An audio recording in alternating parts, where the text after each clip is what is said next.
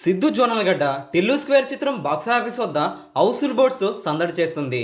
Day 1కు వచ్చేసరికి cinema అన్ని అంచనాలను కూడా దాటేసిన విషయం తెలిసిందే. అఫీషియల్గా కూడా రికార్డులతో షేక్ చేస్తుంది. నైజాంలో ఈ సినిమాని 8 కోట్ల రేటుకు అమ్మితే డే 1 చాలా మొత్తం రికవరీ జరిగింది. డే 1 బాక్సాఫీస్ వద్ద 4,35,00,000 షేర్ రికవరీ జరగడం అంటే మాటలు కాదని చెప్పాలి. ఏపీ తెలంగాణ 2 రాష్ట్రాల్లో 22 కోట్ల టార్గెట్కి గాను 9,25,00,000 వరకు షేర్ రికవరీ జరిగింది.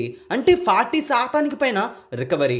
ఓవర్సీస్లో చూసుకుంటే 3 కోట్ల టార్గెట్కి గాను డే 1 ఆల్మోస్ట్గా హిట్ అవ్వడమే కాకుండా లాభాలు కూడా వచ్చాయి. డే 1 ప్రపంచవ్యాప్తంగా ఓవర్సీస్లో 4,60,00,000 వరకు షేర్ అయితే వచ్చింది. కర్ణాటక రెస్ట్ ఆఫ్ ఇండియాలో కూడా మంచి ట్రెండ్ అయితే కొనసాగించగా ప్రపంచవ్యాప్తంగా ఈ సినిమా 27 కోట్ల టార్గెట్కి గాను డే 1 బాక్సాఫీస్ వద్ద టిల్లు స్క్వేర్ చిత్రం 14,30,00,000 వసూలునైతే షేర్ రూపీన అందుకోవడం జరిగింది. డే 1 గ్రాస్ 23,70,00,000 వరకు ఉంది. డే 2 బాక్సాఫీస్ వద్ద సినిమా జాతర తగ్గిందంటే అస్సలు తగ్గడం లేదు. కొన్ని చోట్ల డ్రాప్ అవుతున్నా కానీ ఇవి డ్రాప్ అయితే అవ్వడం లేదు.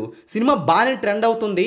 ఈరోజు కూడా డే 2 బాక్సాఫీస్ వద్ద ప్రస్తుతం బుకింగ్స్ ట్రేడ్ లెక్కలో చెప్పాలంటే నైజంలో కుమ్మేస్తుంది.